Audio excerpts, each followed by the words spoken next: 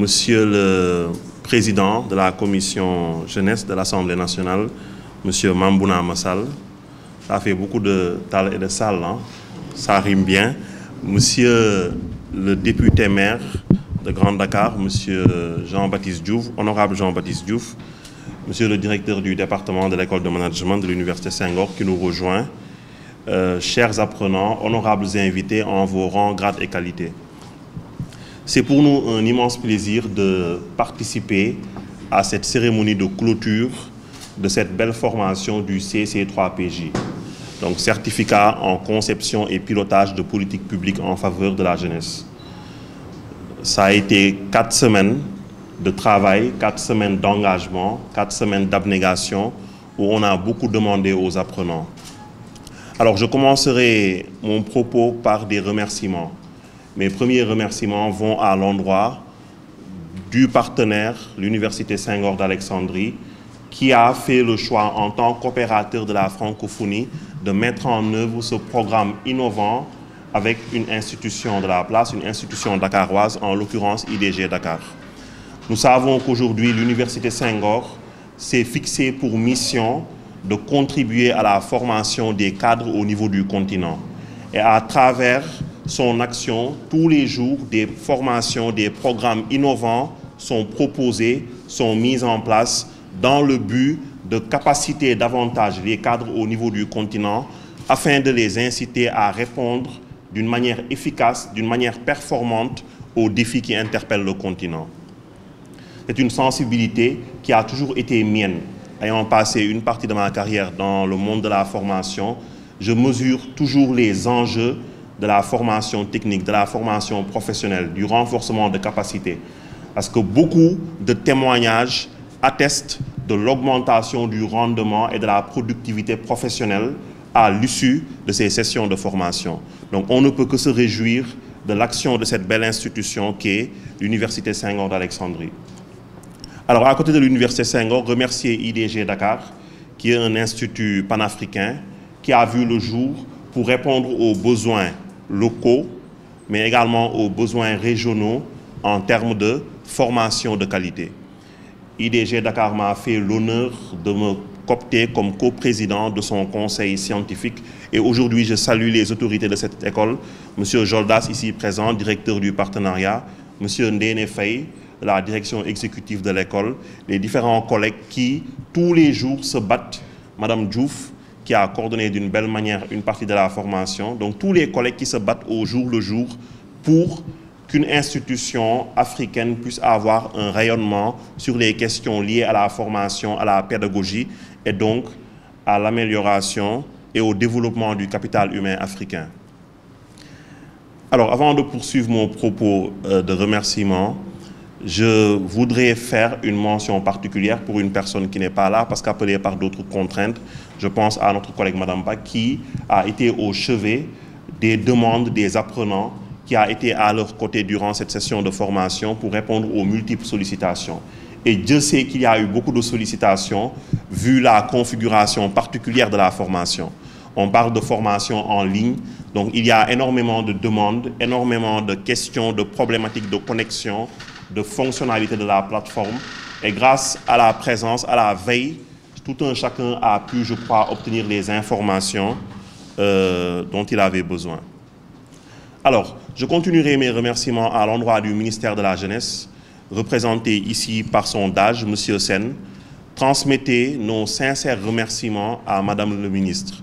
Pour une raison simple, c'est que dès que notre administration, en l'occurrence celle d'IDG, s'est rapprochée d'elle, elle a manifesté une sensibilité particulière pour les questions de formation.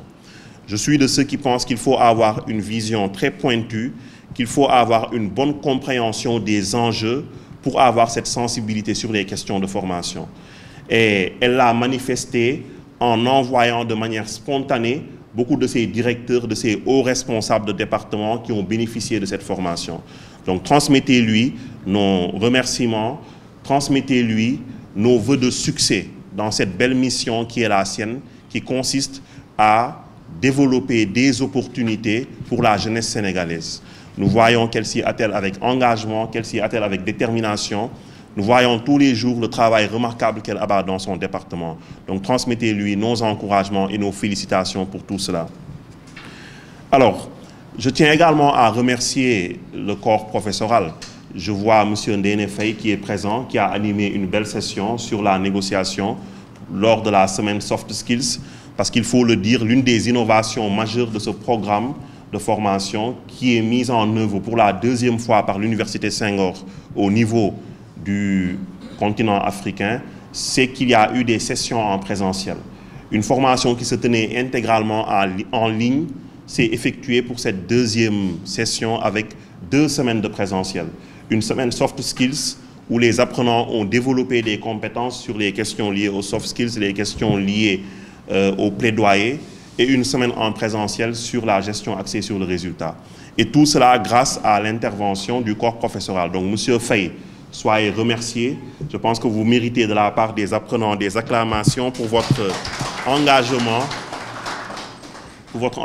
à leur côté. M. Priso, qui n'est pas ici présent, M. Ali Anwer, M. Savard, je ne vais pas me citer.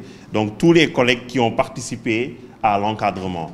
Et mention particulière à notre expert gare, M. Cissé, qui avec générosité, avec engagement, était à vos côtés sur cette semaine pour travailler les outils de la gare. Alors, mes remerciements également aux invités du jour. Je pense au président de la commission jeunesse, l'honorable Mambouna Massal, qui, tous les jours, au niveau du Parlement, dans le cadre de son travail, veille à ce que la dimension jeunesse soit prise en compte au niveau des politiques publiques. Parce que quand on parle de mise en œuvre des politiques publiques, de conception, le Parlement joue un rôle central et cardinal.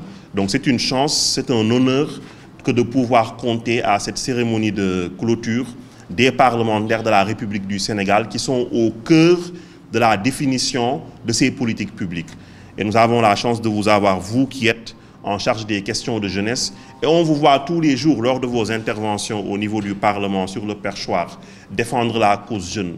On vous voit tous les jours sur des débats parfois improbables qui semblent pourtant éloignés des problématiques de jeunesse, y introduire une donne jeunesse et parvenir à trouver une corrélation entre ces politiques publiques mises en œuvre et les besoins et exigences de la jeunesse sénégalaise. Donc merci pour votre présence, félicitations pour votre action. Je demande à toute la salle de reconnaître convenablement votre belle présence.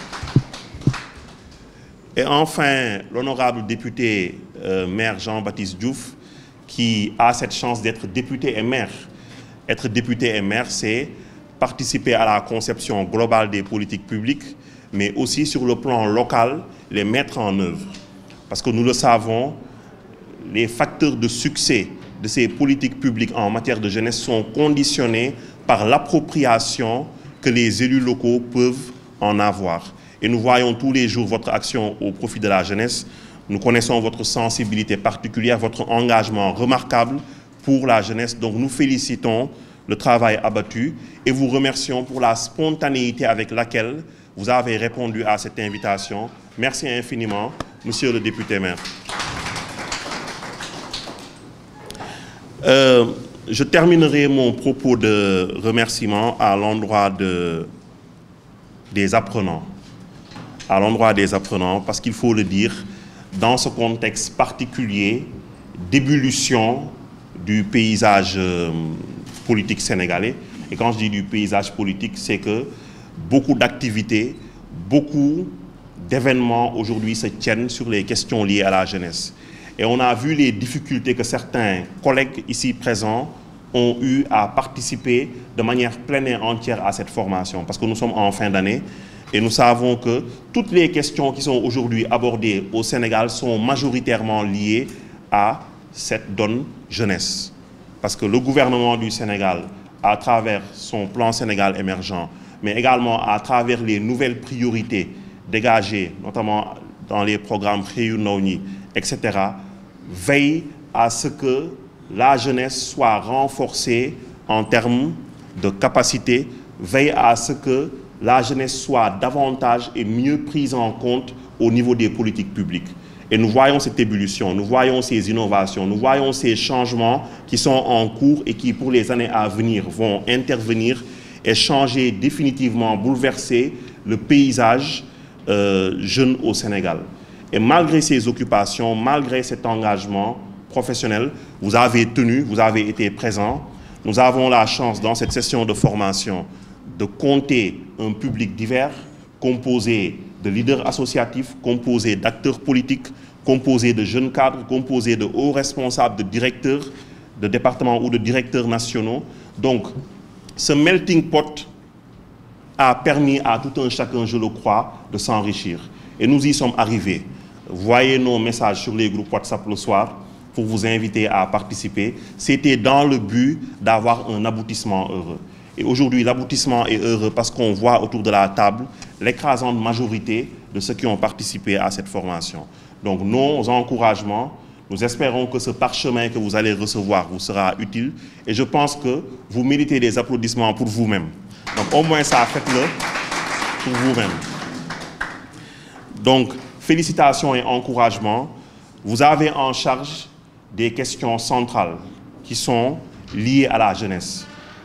Une nation ne se construit qu'à travers son aptitude à donner des opportunités et des alternatives à sa jeunesse. Et donc, tous ceux qui sont autour de cette table sont ceux-là qui sont en train d'écrire pour aujourd'hui et pour les années à venir les belles pages de la République sénégalaise. Nous avons une nation jeune, nous avons une nation qui est en train de se construire, et cette nation ne peut se construire qu'à travers une jeunesse valeureuse, une jeunesse engagée, mais également une jeunesse qui bénéficie d'alternatives et de politiques publiques adaptées. La définition et la mise en œuvre de ces politiques publiques appellent une approche participative, une approche de responsabilisation de la jeunesse. Les jeunes doivent être bénéficiaires, mais doivent également participer à la mise en œuvre et à la conception de leurs politiques publiques parce qu'ils sont valeureux, parce qu'ils ont les idées, parce qu'ils ont la force de travail, l'énergie, et leur contribution doit être significative pour la conception, la définition, la mise en œuvre de ces politiques publiques. Et je suis convaincu que cette formation a permis de développer cette sensibilité particulière et de transmettre des outils qui vous seront utiles sur le champ professionnel. Donc ce sont les quelques mots que je tenais à partager avec tous ceux qui sont ici présents.